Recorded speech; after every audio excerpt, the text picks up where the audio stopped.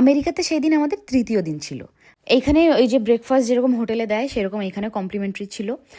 রোজ সকালবেলায় যেতে হতো, আর আমার সকালবেলায় উঠে একদম খাবার অভ্যেস ছিল না তখন, এখনও নেই।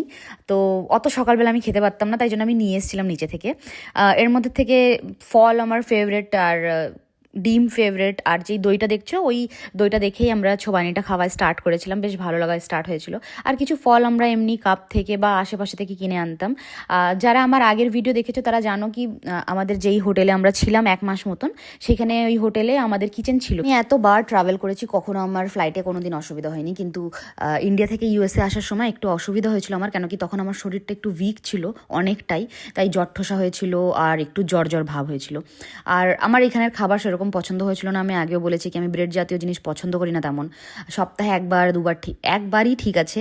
ব্রেড জাতীয় শুধু আমি রুটি পছন্দ করি, আমার প্রত্যেক দিনের খাবার ছিল রুটি, কিন্তু আমি ব্রেড পছন্দ করি না। এবার ব্রেডকে রুটি বলে, বাট আমি আমার ভাষায় বলছি, বাংলা ভাষায়।